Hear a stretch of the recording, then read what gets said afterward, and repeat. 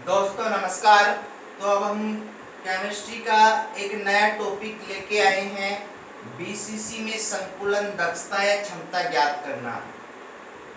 FCC और SCC में मैंने आपको समझा दी थी। अब बीसीसी तो सबसे पहले सूत्र वही लिखा हुआ है, हम चित्र पे ध्यान देंगे। बीसीसी बीसीसी का मतलब है काय केंद्रित घनीय एकक कोष्ठिका।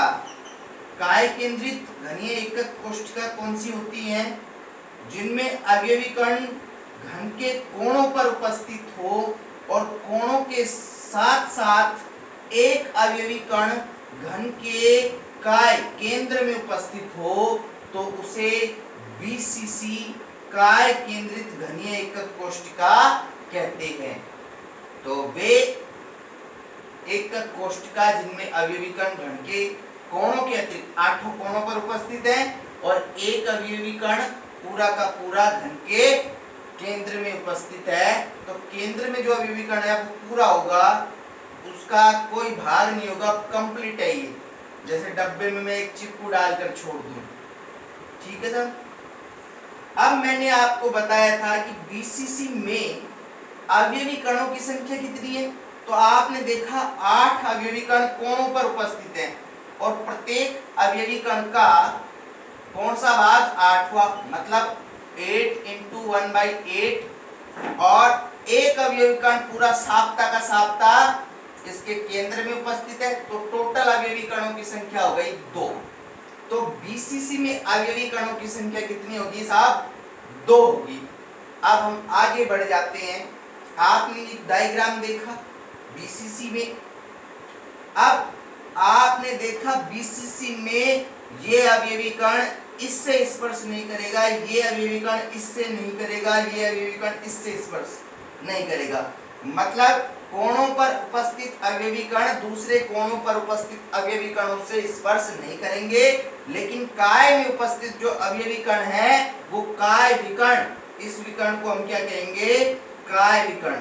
तो इस काय विकर्ण पर उपस्थित अवयवी कण मतलब ये इससे स्पर्श करेगा। वो किस प्रकार से करेगा वो मैं आपको बताता हूं।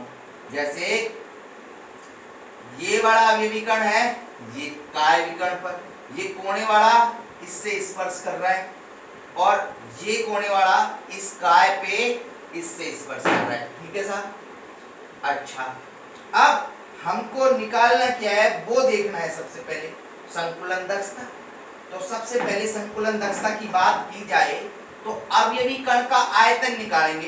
तो साहब यहां पर देखो, अवयवी कण का आयतन, तो आपको पता है अवयवी कण मतलब गोला, और गोले का आयतन होता है 4/3 पाई r क्यूब, ठीक है साहब। ये होगा, क्या होगा? 4/3 पाई r क्यूब। अच्छा, इस बीसीसी में अवयवी कणों की संख्या कितनी है? 2। तो एक का आयतन है, अब बीसीसी में 2 है, तो 2 अवयवी कणों की बात करें तो अब हम अवयवी कणों का कुल आयतन की बात करें तो इसको 2 से गुणा कर देना का कुल आयतन। तो कुल आयतन क्या हो गया साहब? 4 दूनी 8, 3 पाई r क्यूब। ये है अवयवी कणों का आयतन बीसीसी में। अब है क्रिस्टल का संपूर्ण आयतन। अब आपने देखा कि क्रिस्टल का संपूर्ण आयतन, आपने ये चित्र देखा कि ये क्रिस्टल है और क्रिस्टल मतलब घन। तो घन का आयतन क्या होता है भाई? घन का आयतन होता है भुजा क्यूब। भुजा क्या है? ए। ये हमने पहले से ही माना है, ए मान ली इसको, भुजा ए है तो ए क्यूब, ठीक है साहब। अब हमें ए ज्ञात करना है। अब ए ज्ञात करने के लिए हम क्या करेंगे? सबसे पहले हम ए ज्ञात करना चाहते हैं, इसलिए हमने इस विकर्ण को इससे मिला दिया, ठीक है। ये हमने क्या किया? इससे मिला दिया। ये दूसरा चित्र मैं बना देता हूं, देखो दूसरा चित्र, इसको मैं मिटा देता हूं और यहाँ पर इसी प्रकार का एक नया डायग्राम।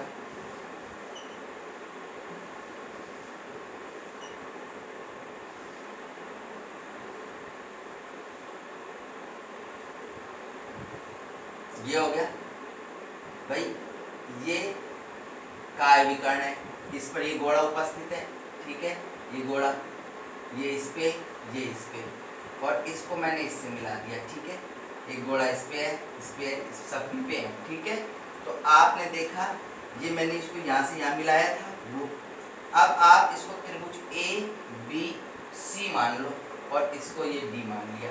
तो आप जब इसमें देखोगे त्रिभुज ए बी सी में, तो त्रिभुज ए बी सी में आपको क्या नजर आएगा, त्रिभुज ए बी सी में बी सी स्क्वायर बराबर किसके होगा, ए बी स्क्वायर और प्लस ए सी स्क्वायर।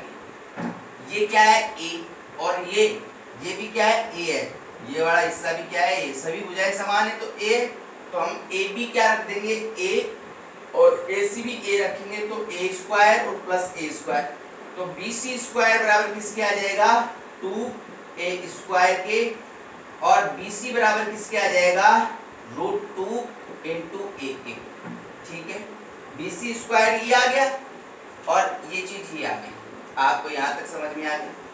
अच्छा, अब आप देखो त्रिभुज बी सी डी में, तो त्रिभुज बी सी डी में, तो त्रिभुज बी सी डी में आपने क्या देखा कि भाई बी डी जो काय विकर्ण है, बी डी स्क्वायर बराबर हो गया बी सी स्क्वायर और प्लस सी डी स्क्वायर, ठीक है साहब।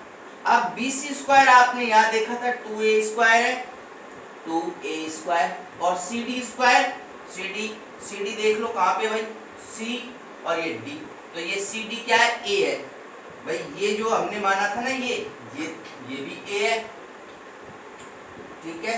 तो अब हम यहाँ रखेंगे a square B D square, तो बी डी स्क्वायर बराबर किसके आ जाएगा, 3a स्क्वायर के, ठीक है। और बी डी बराबर किसके आ जाएगा, बी डी बराबर आएगा √3 इंटू ए के। ये चीज आ गई साहब, समझ में आया आपको। अब ये चीज आने के बाद आपने देखा a निकालना है, तो ये बी डी दिख रहा है, मतलब ये जो विकर्ण दिख रही है इसमें ये गोला इससे टच है, इससे टच है, किस प्रकार से है वो मैं आपको दिखाता हूं। आप यहाँ पे ध्यान दो, इस जगह ध्यान दो कि ये जो गोला है वो इससे भी टच कर रहा है और इससे भी टच कर रहा है, ठीक है साहब। तो आपने देखा ये त्रिज्या r, ये r, ये r और ये r, ठीक है। ये पूरा व्यास हो गया, ये त्रिज्या हो गई। तो ये b और ये क्या था यहाँ पे, a b c d, तो b d बराबर किसके आएगा, r plus r plus r plus r, मतलब b d बराबर है आपका 4r के। तो मैं यहाँ पर b d बराबर क्या रख दूं, 4r बराबर √3 इंटू ए। तो a का मान क्या आ जाएगा आपका, a बराबर आएगा आपका 4r बटा √3, ये आ गया आपका, ठीक है। a, अब a का मान उठाओ और इस सूत्र में रख दो। ये जो सूत्र दिख रहा है ना आपको, इसमें रखो भुजा क्यूब में, a का मान आ गया। अब मैं इस चित्र को मिटा देता हूं, देखो अब a का मान जैसे आया आपका ये, तो रखते हैं सूत्र में इसमें, तो ये हो गया 4r √3 और इसका क्यूब। अब इसका क्यूब का मतलब है 3 बार गुणा करो, तो गुणा करेंगे 4 चौक 16, 16 चौक 64 r क्यूब और 3 3 3, तो 3 √3, ये मान आ गया आपका a क्यूब। क्या आ गया, अब घन का आयतन आ जाएगा आपका, ठीक है। अब ये चीज आ गई, तो आपने देखा ये तो है अवयवी कणों का कुल आयतन, और ये घन का आयतन, क्रिस्टल का आयतन, और संकुलन दक्षता का सूत्र मैंने आपको बता रखा है क्या होता है, अवयवी कणों का कुल आयतन बटा घन का कुल आयतन इंटू 100। अब मैं यहाँ पर दर्शाता हूं कि भाई अवयवी कणों का कुल आयतन कितना है, ये 8/3 पाई r क्यूब, और घन का आयतन क्या है या क्रिस्टल का आयतन क्या है, 64 r क्यूब अपॉन 3 √3। तो r क्यूब से r क्यूब डिलीट हो जाएगा, और 8 8 64 और 3 से 3 डिलीट हो जाएगा और इनटू में करना है 100। तो पाई का मान होता है कितना 3.14। अच्छा ये होगा। अब इसको मिटा दीजिए और आपका ये √3 जो है वो ऊपर चला जाएगा। पाई का मान 3.14 और आपका बच गया ये √3 ऊपर चला गया, इनटू में √3 और इनटू में 100 और नीचे है बच्चा में बच गया 8। तो √3 का मान आपको पता है 1.73 होता है। तो मैं यहाँ पर इसको मिटा करके लिखता हूँ कि √3 का मान कितना होगा 1.73। तो 314 इंटू 1.732 इंटू 100 और बटा 100 8 सॉरी। अब इसको गुणा कर करके भाग देने पर जो वैल्यू आने वाली है, क्योंकि बीसीसी है तो इसमें लगभग 68% के आसपास आएगी। तो ये है इसकी संकुलन दक्षता। इस प्रकार से हम इसकी क्या निकाल सकते हैं, संकुलन दक्षता निकाल सकते हैं। धन्यवाद।